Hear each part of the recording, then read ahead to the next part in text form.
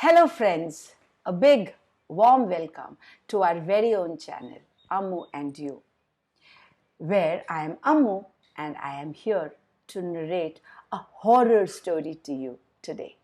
The name of the story, Mixed Blood, written by Ravi Shankar and edited by Ruskin Bond.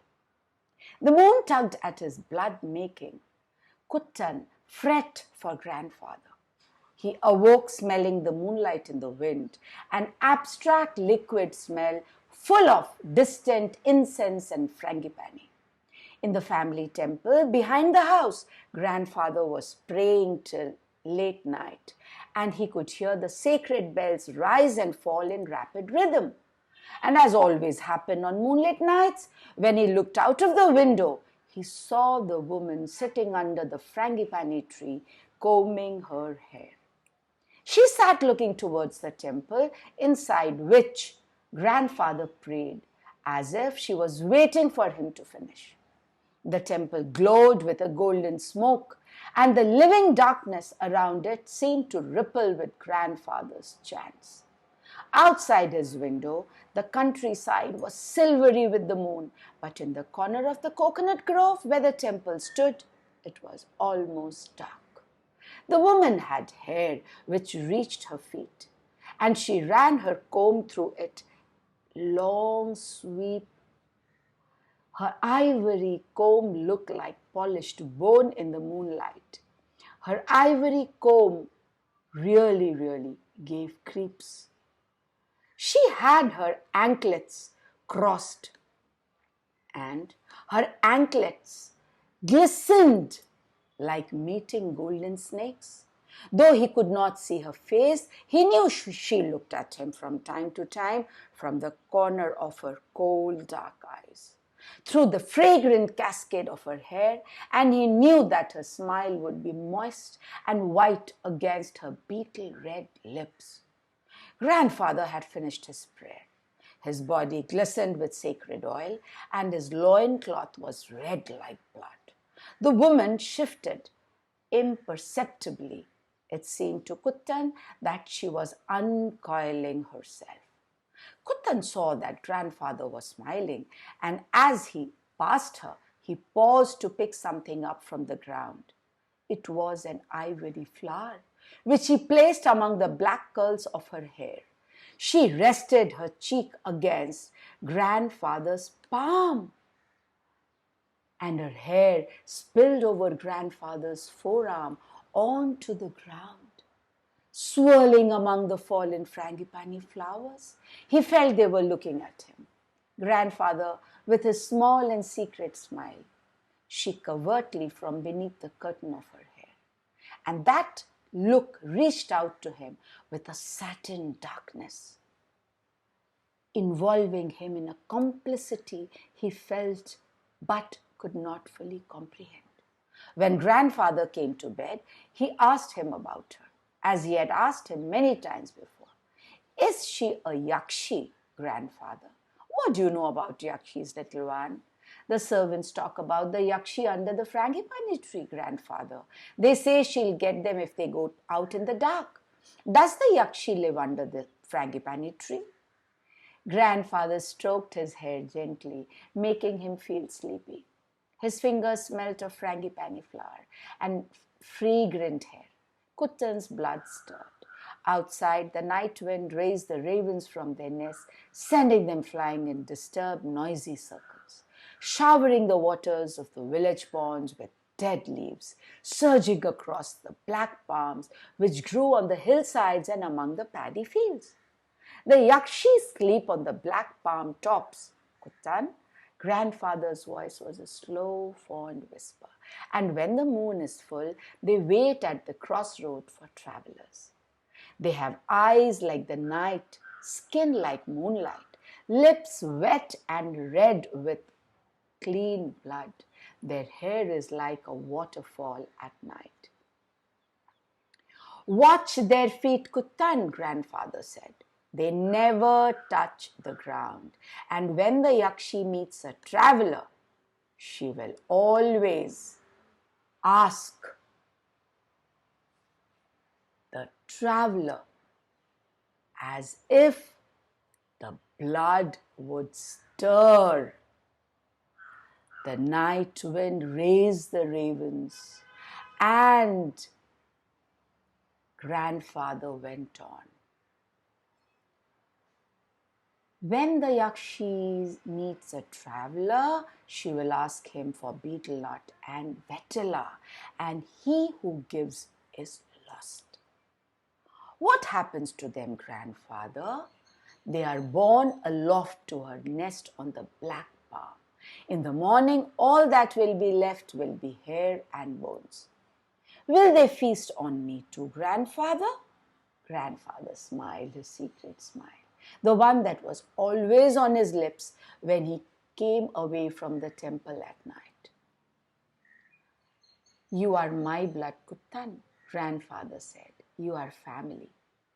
Kuttan felt safe, snuggling up to grandfather's chest, which smelled of sandalwood and holy ash mingling with grandfather's odor, which was musky and strong. The cicadas and night birds came to him in the night wind, which had the crispness of the distant rain.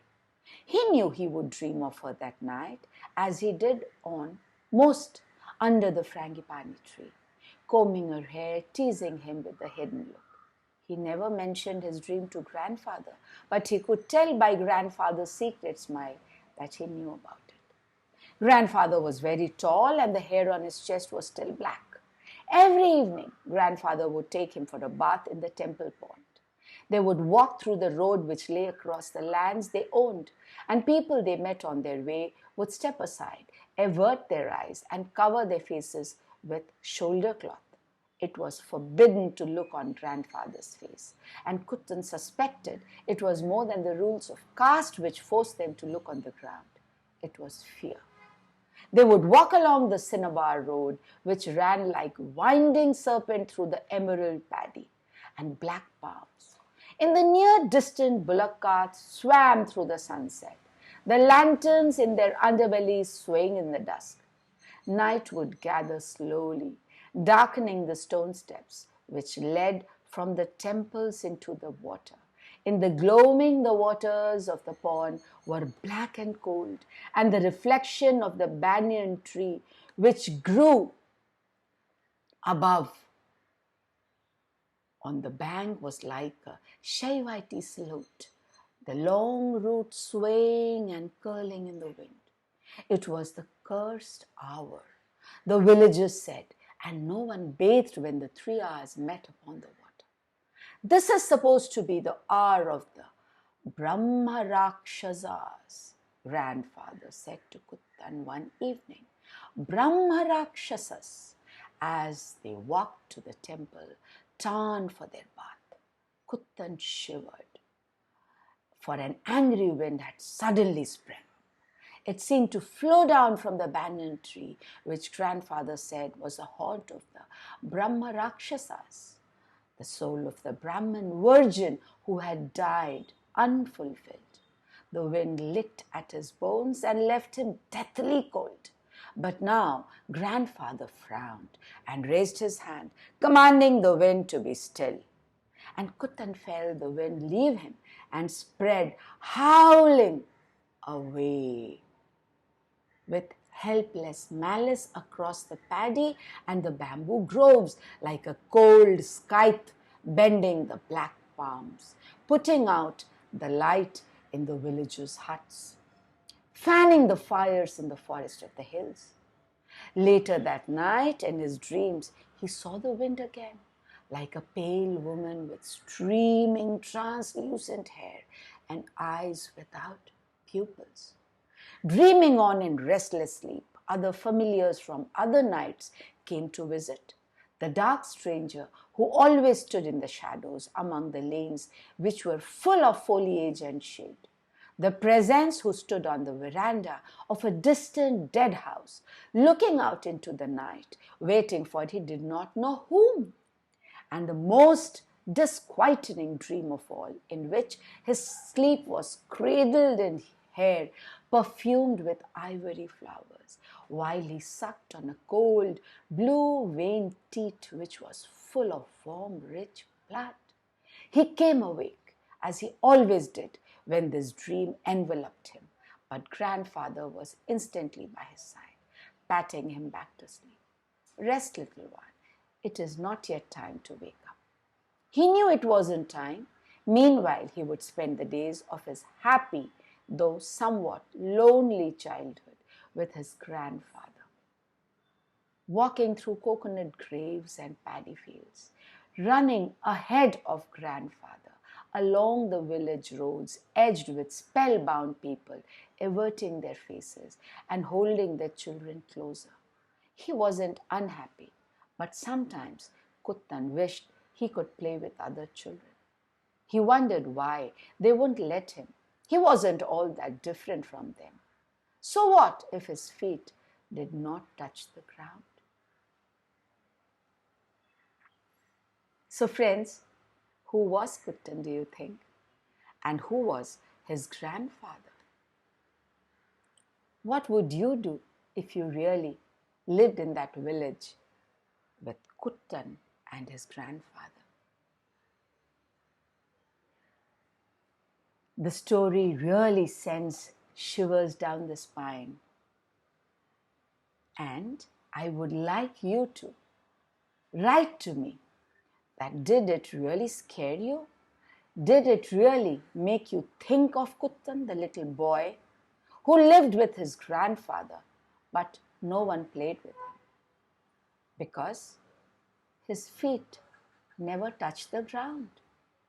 And how did he walk then? And who was he? Well, let me know how you like the story. Thank you so much for listening to it. And thank you so much for all the loving comments that you sent me. They really make me very happy, for they motivate me to get more stories, look for them, and narrate them to you. Be good and keep waiting for me like you always do, till I soon come back again with another one for you. Till then, bye bye and take care.